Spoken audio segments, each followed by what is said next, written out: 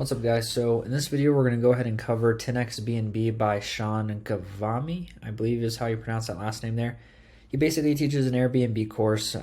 We've seen plenty of Airbnb courses on this channel, but something about this guy does stick out to me, where I think it is like a little bit more legit than everybody else, let's say. So let's go ahead and dive right in. Here we have it, 10x BNB. This is his website, Learn From Us, YouTube channel. Who is he? Pretty cool story. His 3 steps: co-listing, rental arbitrage, property acquisition, then 10x, why is it one of a kind, all this stuff. You guys have probably seen it at this point. Now, I want to go over some quick pros and cons real quick. So, pros: Airbnb can definitely be profitable. He's got years of experience in the space, and he has a large following on YouTube and Instagram, just social media in general. Now, some cons: 10x just kind of gives me Grant Cardone vibes. Whenever I hear anything that's like 10x this, 10x that, I'm immediately kind of put off from it. So they kind of have to like earn my respect kind of moving forward. Speaking to the business model, bad guests can ruin a lot for you, because if you're, running a Airbnb, you can have somebody come in and totally trash your place, or they can leave a bad review, or, they could party and stuff way too loud, and, you're starting to piss off neighbors, and then you get delisted and reported and all that stuff. So it's not really all sunshine and rainbows. Moving over to refunds. So he actually does not offer refunds whatsoever. He makes it pretty clear in the terms and conditions right here. So no refunds. If you're wondering about price, let me see here. I don't think you're actually going to get anything on price from their website. It's kind of ironic. He actually has this page where he talks about done for you, done with you, programs, but he never actually lists the price. I think that was very intentional. That said, due to other internet detectives just like me, the price of his program has 3 different tiers. There's one for $7,000, there's one for $10,000, and there's a done for you for $30,000. So you can take that one to the bank. Now, going over his actual program, what I think is cool on his website is he lists everything that you get to learn inside the program. So you don't have too much of a question of what you'll receive topic-wise. It's all just kind of listed right here, which I think is awesome. Now, when it comes to this is just like, hey, opt-in form, pretty generic pricing. So his Instagram, 330,000 followers, 703 posts, 671 following. He's not actually verified, which I'm surprised. But due to all the engagement that he has on his posts, look at these reels, right? I have no reason to believe that any of his following is fake in the slightest. So I'm definitely impressed by that. If you go over to his YouTube channel, 8,700 subscribers, so a bit smaller, but his view count on these is like legit. It looks like he probably ran ads or some kind of promotion to this video right here. But it looks like most of his audience is built off of shorts. So 1.3K, 9.3K, 8.8K, 488, 20K. Like, all these numbers make sense to me. I'm not seeing anything that's like screaming fake or anything like that. If you go over to Social Blade, you can kind of see like just the views that he's picking up in the last 30 days, like 400,000, and then 1 million views over the lifetime. So that's freaking awesome. On Reddit, I did think that this is kind of sus, and I'll explain why. So one, you have a subreddit called 10xBNB Success. Okay. Whoever this moderator is likely just obviously like an automatic pseudonym that Reddit gives people before they can actually like change the name and stuff that they want. That said, this person's like, hey, there's been quite a buzz around 10xBnB lately. It seems like opinions are divided. Some rave about the success, while others, say scam or MLM. As someone's always interested in new opportunities, especially within the Airbnb space, I want to get to the bottom of this. Have you personally used 10xBnB or similar courses? What's your honest review? Did it help kickstart? Blah, blah, blah, blah, blah. So then basically somebody said, look, I've gone through it. It's not a scam, but it's, not a magical money tree. Don't be drawn to expecting to get rich overnight. What it offers is guidance, tools, and techniques to build substantial Airbnb business, but that requires time, effort, and real dedication.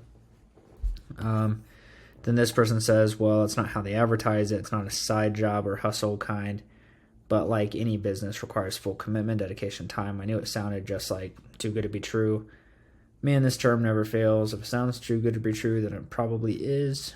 One thing I've learned over the years is that you should approach all these courses with a healthy dose of skepticism. While they might have some valuable insights and tools, the promises of huge success or easy money should always be taken with a grain of salt. I totally agree. Always do your due diligence and maybe look for some unbiased reviews before committing your hard-earned money. And this person says, I would take 10xBnB more seriously if these profiles commenting on this Reddit actually had an okay amount of karma and weren't brand new. I was seriously looking into this opportunity, but don't trust it now. So here's the thing, right? So the reason for this is it's really weird to have somebody create a subreddit specifically about a program just to ask for reviews on it. And then, yes, the people commenting on it with basically little karma means to me, and again, I'm not going to say one way or another, but just the skeptic in me, given all my experience that I've seen in the online space, very few things surprise me anymore, to just say the least. That thread could be a very elaborate control the narrative kind of piece of marketing. So you're drawing in the skeptics looking. You have comments that seem really, really legit. And for all, they really could be. I don't want to take anything away from that. They very could much be legit. That said, the way that person brought up the karma behind the accounts and how everything seemed brand new, that is very skeptical for sure. So I would say look up that thread on your own, go through it. I highly encourage you to just go through it, make your own opinions. For me, I'm a bit skeptical because at a high level, internet marketing gurus and all this stuff, they are very good at controlling the narrative with different types of marketing and very, very odd ways to do it.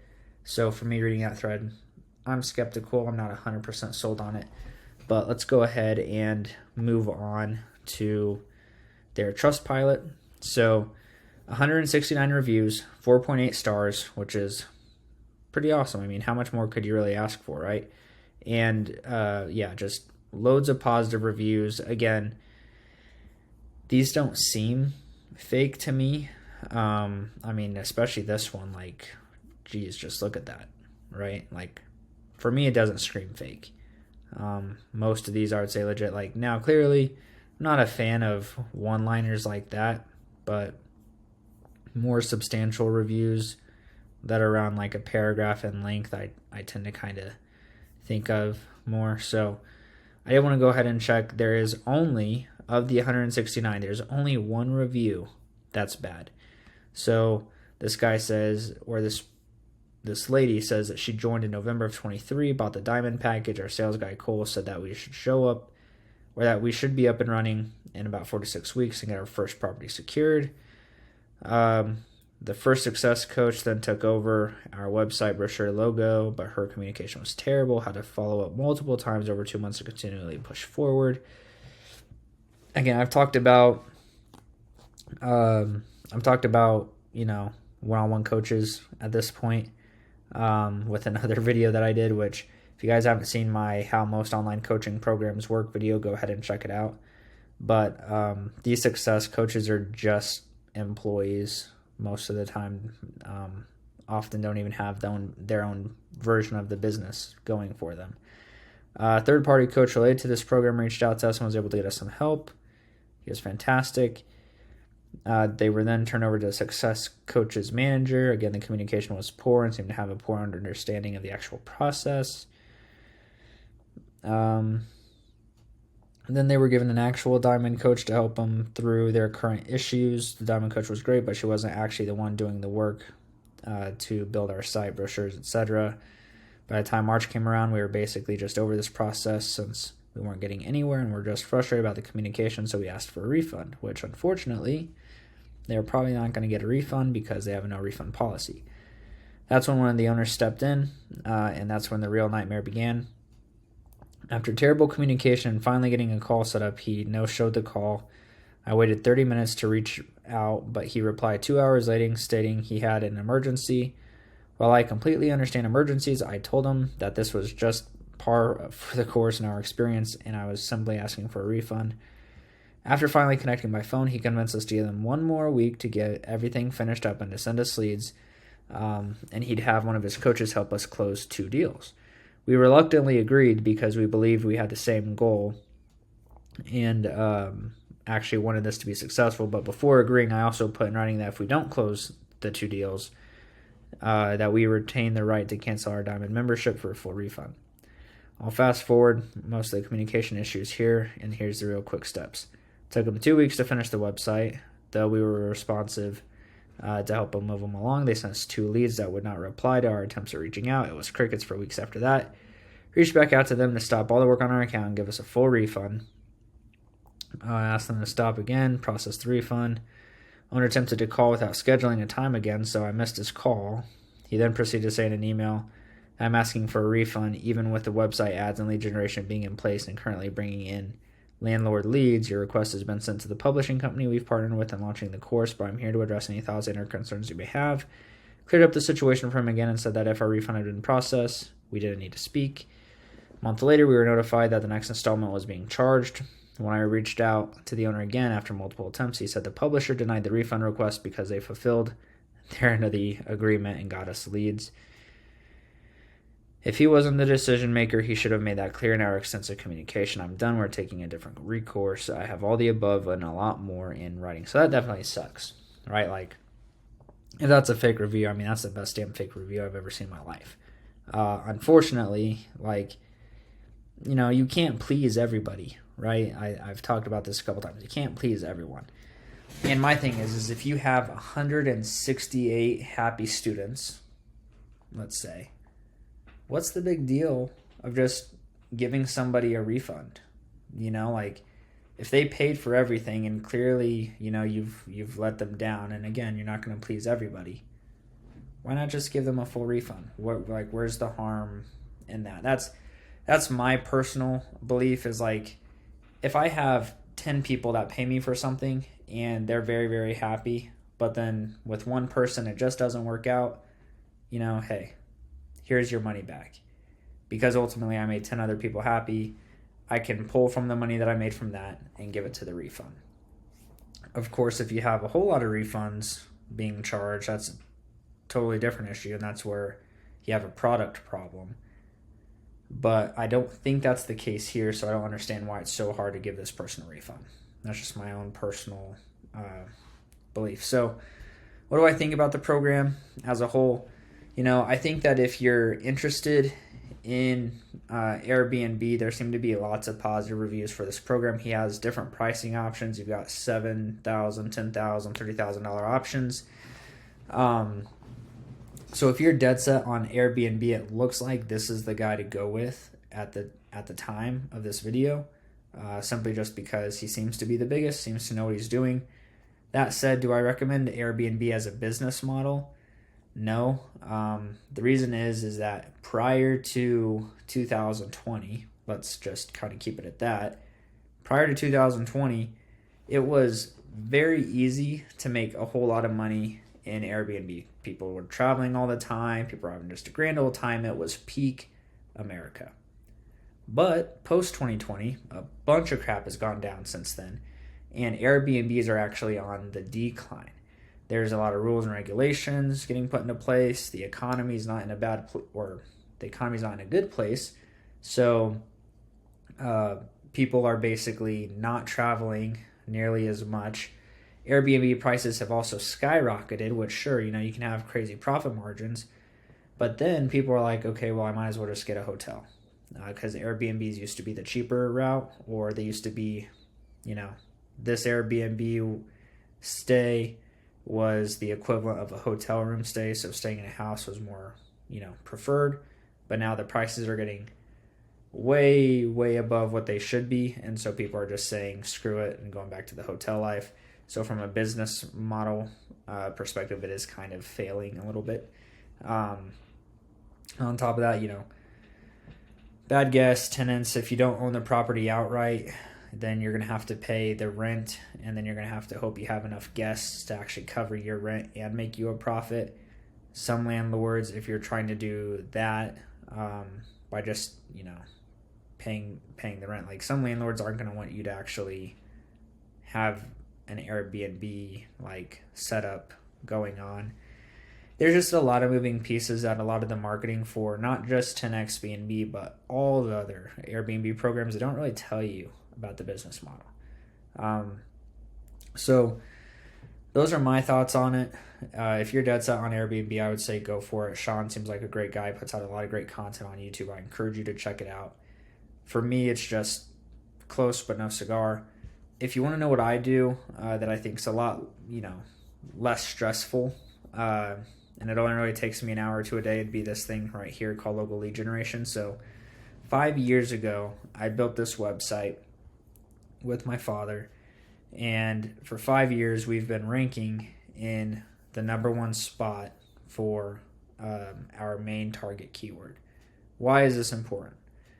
Well, whenever somebody needs tree service done in Noblesville, Indiana, this is the exact phrase that they type in, and we show up number one above this map pack actually, which is pretty freaking cool. It's a hard thing to do, but when you have a really good, strong website, this is what happens. So people click this site, they read through it a little bit, check out our video, then they call this number. This number then gets forwarded over to a contractor who actually fulfills, schedules the work, does it, gets paid, everything like that. At the end of the month, we get paid basically what's called a finder's fee. Now, this is anywhere between like $500 to $2,000 a month, depending on the site, depending on the niche in the service-based industry. So expenses for this type of business model, you're talking $15 a month for hosting, $15 a month for tracking phone number, $10 a year for the domain name, and everything after that's pretty much profit. So even if on the low end, you're talking $500 for 11 months out of the year, it's $30. So you're profiting $470. It's a very, very high profit margin business. It does take time though. This site in particular, it took 6 to 8 weeks for it to rank back in the day, like 5 years ago. But once it was ranked, it has literally stayed there for 5 years. So talk about longevity, okay?